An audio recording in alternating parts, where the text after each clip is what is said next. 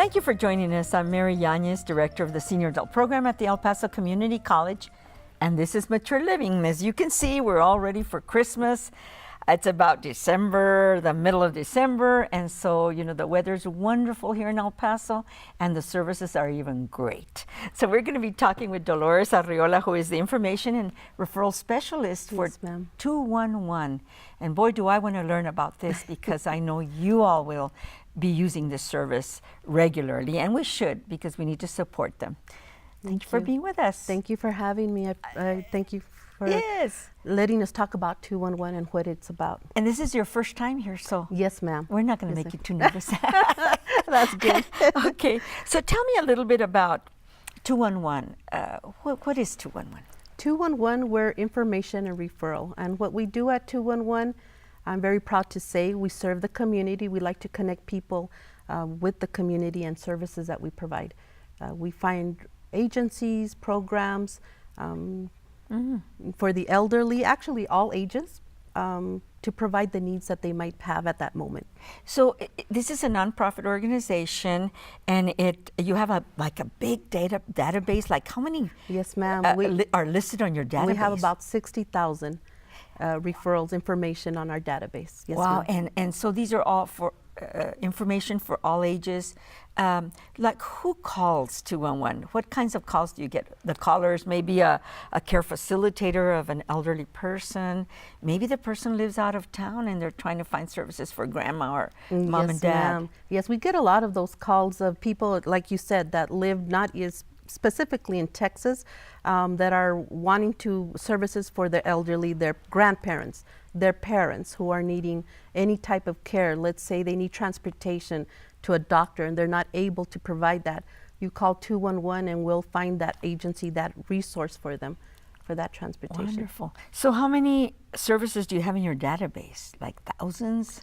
Thousands, we do. We cater to anything from, like I said, transportation, food pantries. We also have Medicaid waiver. We also work closely with the Extreme Weather Task Force as well, especially for this winter time that's coming up upon us, the cold weather. And they're collecting blankets. They're collecting blankets. Yes, ma'am. We want everybody to have a blanket, especially the elderly if they're needing one. Very yes, good. Ma'am. I understand that you have about 60,000 services listed in your database. Yes, ma'am. So when a caller calls, what kinds of questions do you ask to be able to help them? We ask very basic questions. When a caller calls in, we do go by demographics. We want to know what area you live in so we can find the best agency or program in your area. So we'll ask you a very basic question. We'll ask you how old you are. We'll ask you your zip code. We'll ask you if you ever served in the military. And the reason for that, a lot of people wonder, why do you ask for the military? Because we do have different programs for veterans. Oh, so wonderful. we always try to cover everybody. And that's about it. And these calls, the 211, anybody can call if they have any questions about services. It's statewide, right? And it's 24/7, Yes, and it's 7 days a week. So do they always get somebody from El Paso? How many operators do you have? Yes, ma'am. You will always get somebody on the phone. What I like is you will not get a recording. You will get a live person to speak to. So we are open 24 hours, 7 days a week. Well, I certainly will refer 211 to everybody that calls me because they think that I know everything and I don't. And so 211 will help to find the right service. And of course, there's some qualifications sometimes for these organizations like Project Bravo or Amistad for Transportation. I'm sure. What does Project Bravo offer? Sometimes rent assistance? Rent assistance, yes, ma'am. Utilities? Utility assistance as well. It all depends as well. Each program, each agency does have their requirements, so they would have to meet the agency's requirements, or especially if there's funding available. Sometimes they do run out of funds, so sometimes delays the process a little bit. But no, yes, depending on the requirements of the agency.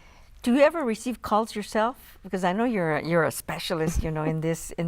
And what success story in connecting people to services? What is satisfying about your work? I think just helping and knowing that I was able to help somebody in a need, whatever that need would be. To me personally, I have a lot of success stories when you will call me. If you call, you will get me. And I think being able to give them that need, whatever it is, rent assistance, Medicaid waiver, transportation to the doctor, the STEER program that we have as well. Yes, tell me about that STEER program. I think the STEER program is one of the most important things that we have. And what it is it's a registry in case something happens here in El Paso, a disaster.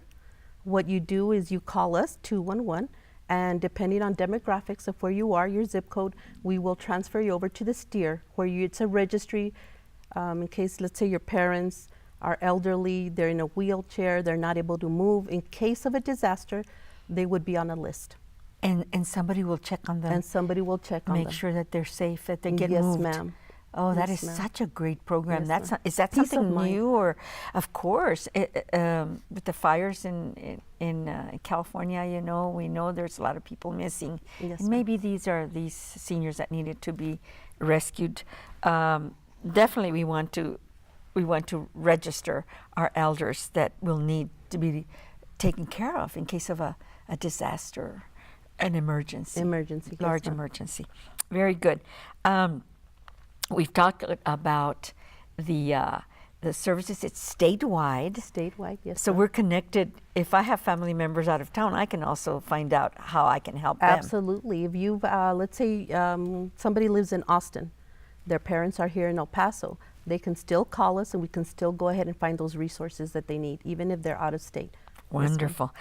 I know there's a website as well that I'm going to mention it right now because some family members can use this website and also get the information. It's www.211texas.org. Correct. I just wanted to make sure we mentioned that. Thank We also want to mention that not to call Dolores Arriola on her cell. No. All you have to do is call 211. Call 211, yes, ma'am. Isn't that amazing? And of course, we want to support you. How can we support? How can the community support this nonprofit organization so they could continue helping our citizenry with the services that our elders need, or any age, Absolutely. children, or I think the best way that you can support is always word of mouth. Tell people about our service. Let them know. The 3-digit number is so easy, 211, and that's all they have to dial. And I think the more people that call in for our services, that's supporting us. And at the same time, using our 60,000 information on our database, that's available to them. wonderful. Well, I thank you for coming and enlightening us Thank you so much. about services in El Paso, because that's what Mature Living is all about. We want to share information for our community. Thank you so much, and come back Thank again you. Thank you. when you have new programs to share. We will. Thank you so much. Okay, and we'll be back with more guests.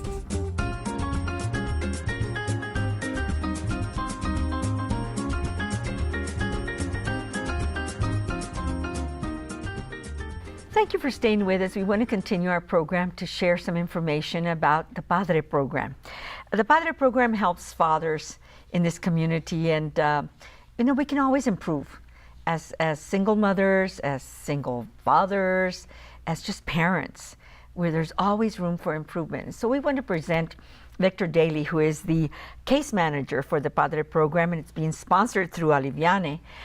He's going to tell us all about it and how you can call them and make some referrals, or maybe even yourself come and join this group. Thank Good you morning. for being with us. Thank you, Ms. Victor. Ñañez. Thank you. Tell me a little bit about the Padre program, and maybe when it got started, and how did it come about that Aliviane got the Padre program, and what it stands for. Okay. The Padre program stands for Parenting Awareness and Drug Risk Education. It's a prevention intervention program at Aliviane, and the way it got started around 8 years ago, CPS went to the state of Texas and told them, we do have parenting classes, but they're geared towards moms, and we need something for the fathers. And so they created the 24/7 Dad curriculum, which is a curriculum that I use, and it's an evidence-based curriculum. So it's been proven to work, ma'am. And when they brought the curriculum to El Paso about 8 years ago, they gave it to 2 agencies here in El Paso, Aliviane being one of them, the Child Crisis Center being the other one. They told Aliviane, you take CPS cases or today it's not just open CPS cases, but even at risk of an open CPS case. And the Child Crisis Center was told, don't take any CPS cases. Okay, very good. Now, you don't necessarily have to be in a case issue. Dads can come to you and partake of this wonderful evidence-based proven program that it works for fathers to become better dads. Correct. And so you're a social worker. You got your education. Yes, ma'am. I have a degree in social work from NMSU. Okay, in Las super. Cruces. So you're very prepared about these topics and these issues. Tell me, does one have to be a bad dad to come through this? Because I know sometimes we think we're broken or that we're not quite healthy emotionally, psychologically. How did you get involved how did anything happen to you? Because I understand you have quite a bit of kids. I have 5 children of my own. Yes, ma'am. And when I was around 30 years old, I got home one day after work really happy, and I saw my güero. He's my 3rd oldest, and he was playing, and I got really upset for no reason. Just I got angry that he was so happy, and I looked up to God and I said, wait a moment, ¿qué tiene este güero que no tenga este? Why does this güero get to be happy and I couldn't be happy? And then I clicked, and I was like, whoa, wait a moment, you should be happy, Victor, that your son is happy, that he has a good mom and everything. And so I went to therapy, I went to see, and I realized that, There's some issues there. Yes, some hidden that we have to issues. work on Yes. in order to be good Yes. parents sometimes. Yes. But don't think that everybody that comes to get parenting classes has to have issues, because parenting is really just life skills. Yes. That's what we're teaching, life skills to our children, how to maneuver, manage through life. Yes. And so if anybody wants to learn life skills, then they should give the Padre And there's program a call. always room for improvement, whether you're a mom or a dad or a grandma or grandpa. I mean, or even a tia or a tío. You know, there's Exactly. always room for improvement. So tell me about what you teach. And of course, communication is really important, isn't it? Yes, ma'am. We do teach about communication, how it's verbal and nonverbal, and we actually listen more with our eyes to what we see than what we hear. And so we teach that you have to be a good role model. You have to walk the talk, practice what you preach. You know, Yes. because if we say one thing but yet do another, we're actually confusing our children. Yes. You know, Yes. and communication is key, relating is key if you're going to be successful in life. Absolutely. So important because even the language that the kids use these days we don't understand what LOL is or whatever, you know. It's so different. So do you help the parents to understand, to be able to learn that new communication that the kids are using? Yes, ma'am. The young Actually, we do, and we sometimes even bring other speakers who can help with this stuff. Yes. Because there's like a lot of apps, you know, the media, and so we do need to learn all that stuff, Very and we good. do have. Very good. How about discipline? You know, sometimes we're afraid to discipline our kids these days because of the threats, you know, of being reported, or you're spanked of somebody or a kid, or you scolded them too roughly, too harshly. How do you teach the dads about discipline? Well, the first thing is that we teach what discipline is, because discipline is not scolding or punishing, but discipline means to teach. Just like Jesus had his disciples, his discípulos, and he was the teacher. So we as parents, that's our whole job, is to teach our children how to maneuver through life, the life skills. And in discipline, there is punishment, but that's a tool of last resort. You know, that's when a child is being rebellious, that they're not wanting to. And always there's consequences. Yes. And so discipline is the consequence of making a choice. You do this is not good, this is good, but then there's consequences if you go in the bad direction, you know. So we want to keep them in the journey, you know, Yes. safe and respectful, which I think has something to do with our kids not as respectful as they used to be. Or tell me about. Well, yes, times have changed a great deal, right? It used to be that children were trained, brought up to respect authority, to respect the position, to honor your father and your mother. Your Today, elders. your elders.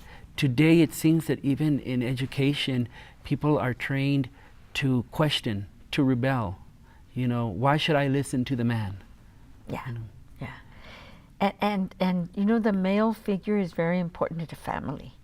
And the modeling that the father models, the actions, the words, the kids are listening and they're watching dads. Yes. So they have to be very careful. So dads have to stay healthy in that sense, emotionally, psychologically, and know how to handle different situations. And this is how you help with this 24/7 dads program. Yes, the 24/7 Dad curriculum. It's a very good curriculum, and it does touch on being healthy, because in order to be able to take care of your children, you've got to be well. You've got to take care of you, and you've got to take care of your mental health as well as your physical body, because they're very interrelated. Yes. Now, also, family history is really important. Sometimes we have been modeled bad behavior, or behavior that is not as well as we could have had. Fortunately, in my case, my mom and my dad were just wonderful models, and my dad was un santo, like they say. He was wonderful. But there's other cases in family history, so there's some healing to do sometimes in these classes, right? What's an ideal class? Are they small classes? From around Groups. 8 to 10 men. Because as iron sharpens iron, so we sharpen each other. We learn from one another. We all see things differently from our own perspective, and we have different things that we can bring to the table. Yes, wonderful. Victor, and I have some referrals also of some great presenters that I'd love to refer to you so that they can come to talk to your groups. Tell me your address where people can call you. Victor Daly, of course, you're the case manager for the Padre program. Tell me where they can call and where they can go see you. We're located at 1626 Medical Center Street on the 3rd floor, right across Sierra Hospital between Cliff and Schuster by the Cotton, Montana area. And the phone number there is 915-782-4000. My extension is 1320. 782-4000, extension 1320, Victor Daly. I just wanted to add that, it's very important to take these classes because I'm a single dad, okay? And I'm a single dad to a girl. I have a 17-year-old daughter. I can be dad, and I can be the best dad that I can try to be, and give her advice on how to be a good young lady. But the thing is that I'm not mom, and I can't role model mom for her. Okay, and so it's important that we men come and learn about what it means to be a father, the role of a father, because only fathers can be fathers, just like only mothers can be mothers. Yes. Wow. That's an amazing thought. And if you want to be a better dad, you don't have to be broken to come to these classes. You just want to improve and be a better dad, because dads need to be dads. Exactly. Just like moms need to be moms. Yes. Thank you so much for coming and enlightening us. And y'all call and let's go to these classes. Let's make dads better. Thank you, Ms. Yanez. Thank you you so for much. coming. Thank you. We'll be back with more.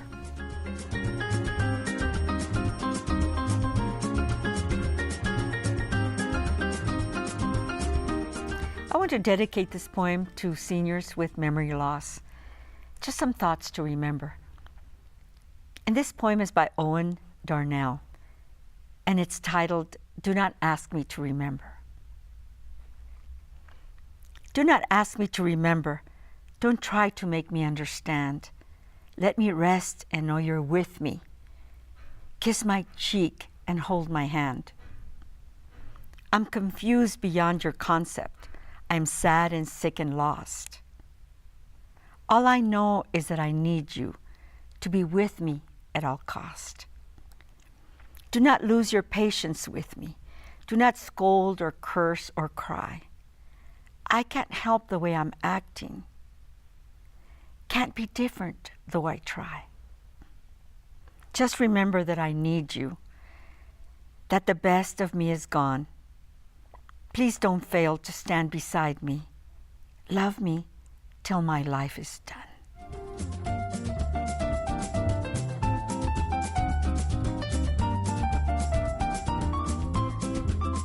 And one of our regular visitors here on the show is Ray Vigil, who is the Public Affairs Specialist for the Social Security Administration.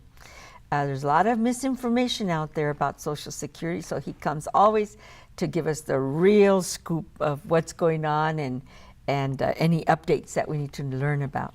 Thank you, Ray, for being with us. You're becoming quite a regular through Mature Living. Well, as always, Mary, thank you for giving us the opportunity. Very good. One of the things that comes to mind is the updates, because you do send them out by email to many of your contacts, and that reminds me, we've got to get him on Mature Living. Tell us a little bit about what's going on right now. Well, first of all, as always, we always want to remind the general public how important it is to actually create their My Social Security account. That way they can monitor their Social Security record, make sure that everything is falling in place, so when they reach retirement age or should they become disabled, they know precisely what kind of benefits they're going to receive, especially in the event of death. If you want to make sure your surviving family is well taken care of, so you want to make sure everything is in place, okay? And My Social Security is not just for older folks. I mean, for people that are in Social Security, they're for anybody that has a Social Security As long as number. you're over 18 years of age, with a Social Security number, an email address, domestic address, you're a very good candidate to actually create My Social Security account. We do highly recommend that you create an account when you're 18 years of age or older, so that you can monitor your record for accuracy. Very good. For those that are not receiving Social Security benefit, you want to make sure that your benefits are always accurate. For those that are already receiving Social Security benefits, you can do a lot of business with us without having to go to the Social Security Change an office. address or Change of address, direct deposit, phone number. You need a Medicare card. You need a Social Security card. You need to find out what kind of benefits you're receiving, or maybe if somebody, you want to know if somebody is trying to compromise your Social Security record. You can learn all that directly from the Social Security website. super. And you're always available to go to organizations and speak to large groups so that they can know about Definitely. If there's an organization out there that wants to learn about Social Security, retirement, disability, Medicare, or even pre-retirement seminars for the human resource departments, their employees are getting closer to retirement age. We work very closely with them. Okay. Excellent. So what about the 2019 cost of living? What's happening there? That's sort of good news, okay? Okay. Effective January the 1st, 2019, for all Social Security beneficiaries and supplemental security beneficiaries, their benefits are going to increase by 2.8% per month, okay? A little bit higher than the last couple of years. SSI recipients can actually expect the increase to be effective December the 31st. Social Security recipients can expect their Social Security benefits to increase effective January, okay? And the best news, of course, is that the Medicare just recently announced the increases in their Medicare premiums for Part B Medicare and the deductibles. So as you can see, the Medicare premium for Part B Medicare this year is $134. For next year, it's only going to go up to $135.50. Okay. The deductible was $183. Part B Medicare deductible, before Medicare pays anything, it was $183. For the upcoming year, 2019, it's only going up to $185 a year, okay? So once you that's pay good the news. deductible, Medicare comes in and pays 80%. Yeah. Well, that's good news. That's very good news, because normally the Medicare premium also is kind of high when there's an announcement that Social Security benefits are going up. Yeah. Okay, so. So the general, I know that we've had other guests on Mature Living about the enrollment period. That's such an important time right now in October through December, right? Tell me about Definitely. about that. We just entered on October the 15th. We just entered the general enrollment period for the prescription plans, okay, Part D Medicare. So for those individuals that are on Medicare, that are 65 years of age or older and do not have a prescription program in place, right now is the perfect time for them to actually visit the 23 different plans under the Part D prescription program that Medicare actually houses. The premiums can be anywhere from as little as $14 a month to $140 a month, depending on their needs. Okay, so if you don't have a prescription program, you gotta make sure that you sign up for one, because there's a penalty of 1%, which is 12% per year if you do not have a prescription program. Okay. Okay. Now, there's a lot of individuals already under Medicare that have a prescription plan, but Medicare highly recommends that even though you already have a plan, look at the new plans. Maybe you can find a new plan for lower out-of-pocket costs and better coverage. You know, sometimes we have to replace our Medicare cards, or we think there's something's funny about, there's fraud, or you know, we just sense something's wrong with our social when we visit our account. Tell me about that. Well, first of all, of course, it's so important that you actually monitor your Social Security record, because there's a lot of individuals that are trying to compromise your identity, okay? Yes. Maybe they don't have a Social Security number, maybe they don't want to pay taxes, maybe they have pet credit and they want to use your Social Security number. So identity theft is very big, okay? So you want to monitor your record real closely. And the good news about the Medicare beneficiaries right now, Medicare, for years and years and years, there was concern about why the Medicare card shows your Social Security number.